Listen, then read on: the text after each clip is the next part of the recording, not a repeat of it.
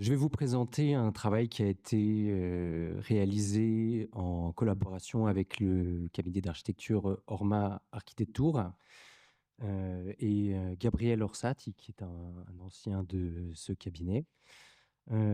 C'est un travail qui a été commandé par la collectivité de Corse et nous y avons donc, réalisé une opération d'archéologie du bâti.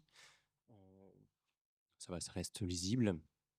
L'objectif de cette étude, eh bien, était de pallier à un manque d'informations quasi complet sur ce bâtiment.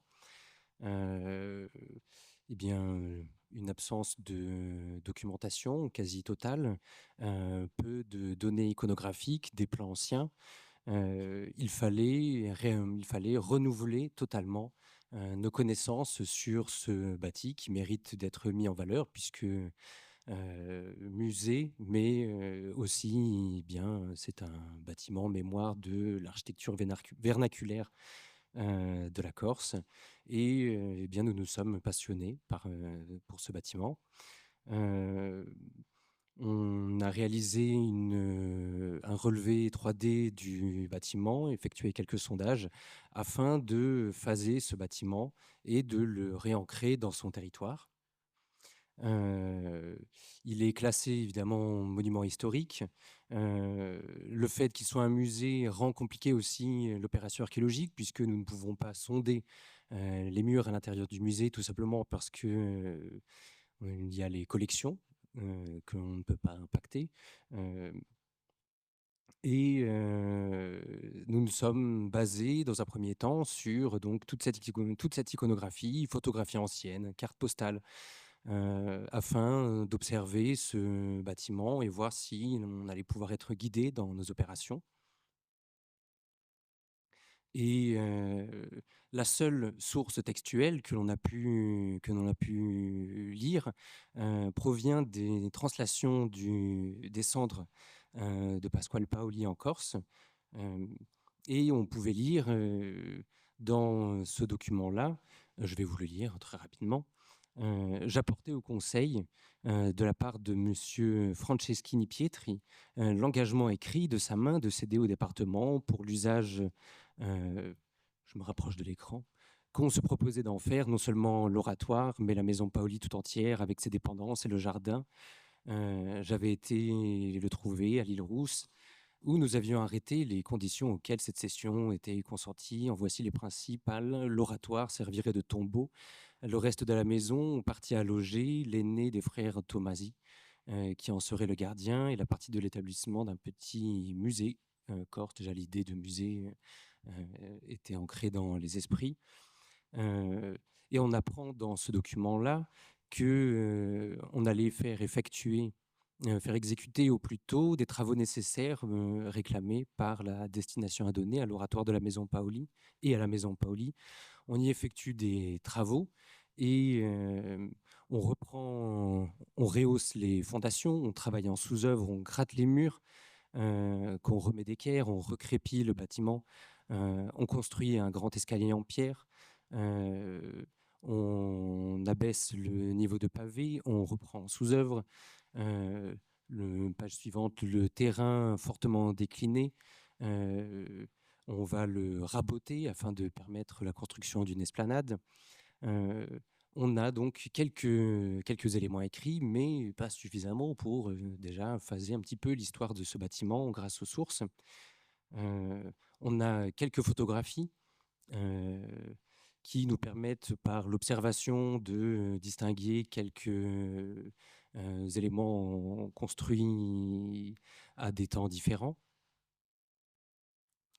Évidemment, la maison est totalement crépie assez rapidement et on va être confronté à ça lors de notre, opération. On effectue donc un recensement complet de toutes nos sources iconographiques afin de, les conserver dans le rapport que nous avons remis à la collectivité de Corse, et on récupère les plans, qui ont été réalisés, hein, les premiers relevés architecturaux qui ont été faits en 1981.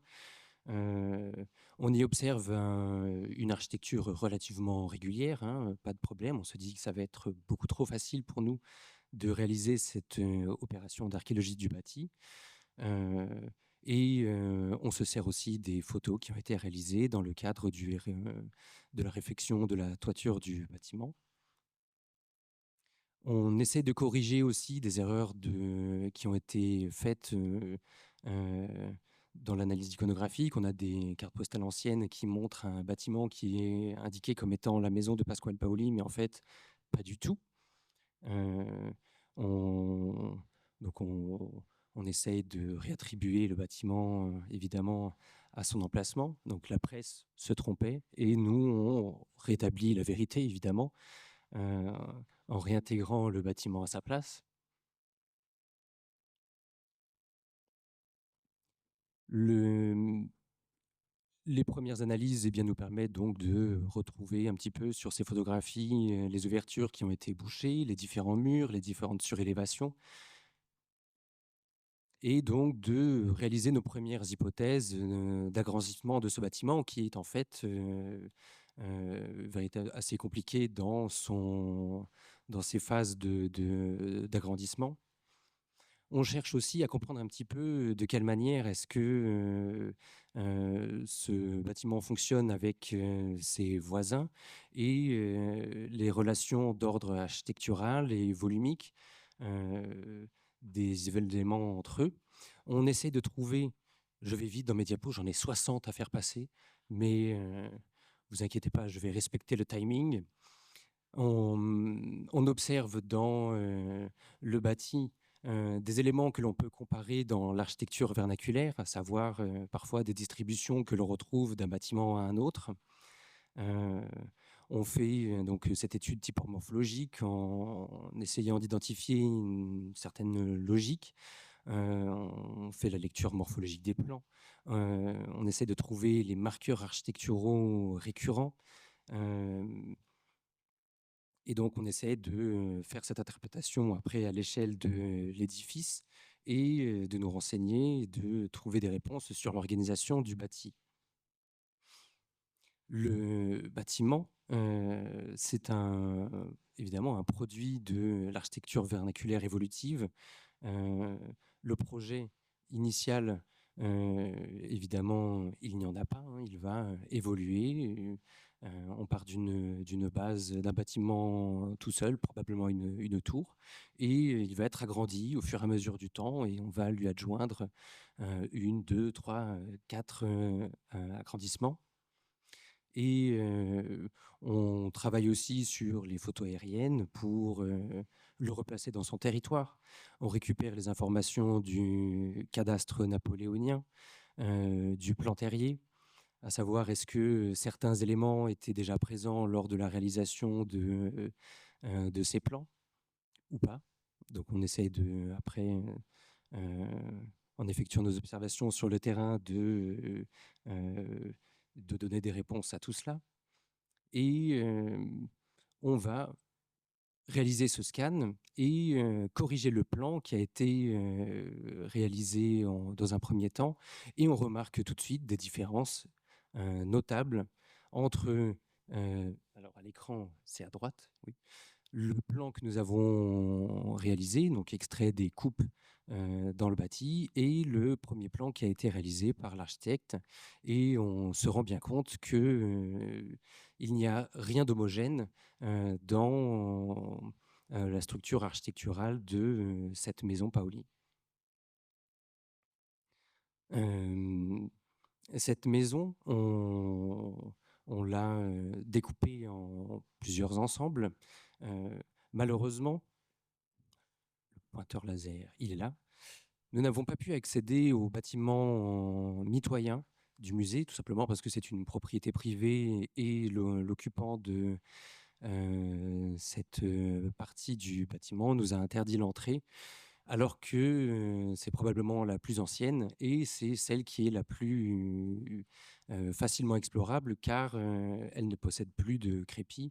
Les blocs sont apparents et donc sa lecture stratigraphique en élévation est très simple, alors que le musée en lui-même étant totalement crépi, nous avons dû réaliser quelques sondages dans les façades pour essayer de retrouver chaînes d'angles et pouvoir analyser les différentes ouvertures qu'il compose. Mais en partant déjà des plans, nous avons pu, heu, eh bien, identifier, heu, la partie la plus ancienne du musée, hein, qui est, un agrandissement de la maison mitoyenne. Et le, scan laser nous a permis de, créer une nouvelle iconographie de ce bâtiment extrêmement précise. Et c'est toute la mission de l'archéologie du bâti, hein, c'est-à-dire, corriger nos lacunes documentaires, travailler sur, un édifice emblématique, répondre à la question de la complexité constructive, suite aux différentes campagnes d'agrandissement, surélévation, remaniement. Heu Ces nouvelles technologies, scan, lasergrammétrie, photogrammétrie, nous permettent d'avoir des relevés, millimétriques, que nous ne pouvions pas obtenir auparavant, et donc qui nous permettent de corriger les plans anciens. Ce travail permet aussi de support à la conservation et la valorisation, et ces résultats éclairent les choix techniques et patrimoniaux, et muséographiques à venir. Le relevé que nous avons réalisé, 236 scans, au moyen d'un scanner Trimble X7, un peu barbare, mais les sondages ciblés, traversant les enduits récents, nous ont permis de vérifier les anomalies et les phases successives de construction. Heu la lecture stratigraphique des élévations nous permet de différencier maçonnerie, ouverture, modénature pour, construire sa chronologie. Heu, L'analyse typomorphologique du parcellaire avec les plans historiques nous permet de retracer aussi son évolution. Heu la collaboration entre l'architecte et les archéologues, eh bien, a été riche de discussions et d'interprétations, puisque l'un apporte à l'autre, eh bien, le meilleur de ses connaissances, et donc nous a permis de créer un corpus, riche sur ce bâtiment.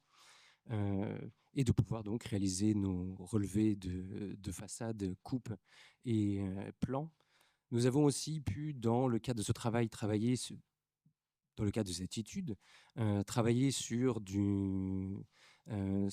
des supports méthodologiques, puisque l'analyse du bâti, euh, eh bien, si l'on souhaite un travail de précision, nous a forcé à nous a forcé à coder des outils pour pouvoir extraire précisément coupe en élévation, coupe horizontale sur des logiciels qui ne le permettent pas forcément au premier abord. Et donc ce bâtiment, formant 2 ensembles, nous l'avons découpé en 4 secteurs. Le le secteur 4 le plus ancien, qui s'est vu agrandir vers le secteur 1, puis le l'emplacement de la chapelle actuelle, et enfin la construction de l'escalier qui permet l'accès au musée actuel. Cette étude nous a permis donc de renseigner la morphologie des caves, et de comprendre leurs relations entre elles, heu et aussi d'identifier, eh bien, les premiers états de construction, des agrandissements. Le hem, les autres secteurs ont tous été analysés individuellement. On a extrait donc des étages supérieurs la connaissance de la maçonnerie, travaillé sur les épaisseurs de murs, les ouvertures et la circulation, et les particularités structurelles et chronologiques. Les sondages que l'on a réalisés dans les façades heu, nous ont permis de renseigner donc les différentes manières les différentes techniques des bâtisseurs, de retrouver les chaînages d'angles qui vont séparer les différents corps de bâtiments qui ont été collés les uns aux autres. Hem, on a pu isoler chaque élément grâce au relevé 3D et travailler sur l'interprétation et l'observation fine des élévations, escaliers, type de voûte, paliers. Euh, on a pu décrire l'ensemble de la structure et des décors de la chapelle du musée, les décors néoclassiques. Et euh, le,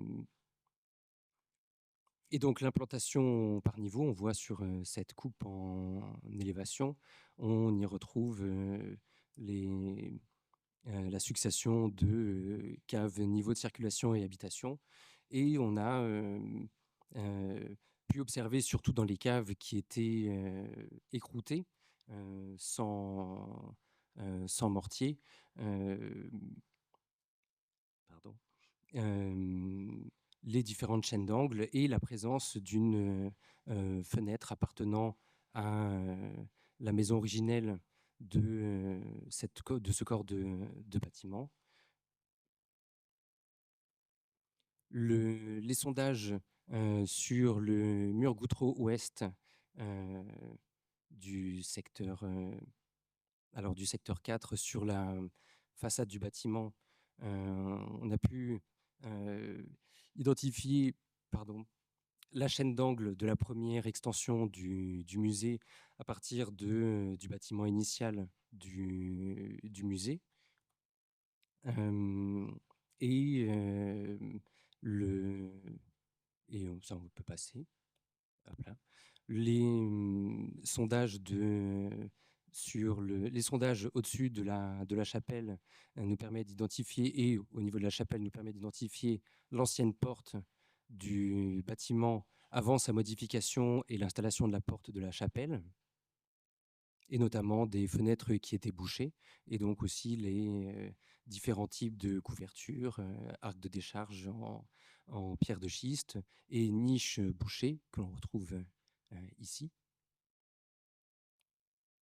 La lecture stratigraphique du bâti à partir des relevés photogrammétriques euh, nous ont posé beaucoup de problèmes, enfin en tout cas posé beaucoup de questions, et ça nous a permis de phaser un petit peu les bâtiments qui n'étaient pas accessibles, notamment à partir de l'élévation ouest du bâtiment le plus ancien, avec une reconstruction quasiment totale de l'ensemble architectural et un phasage qui nous permet d'identifier un bâtiment initial conservé à peine sur quelques mètres et dans ses chaînes d'angles.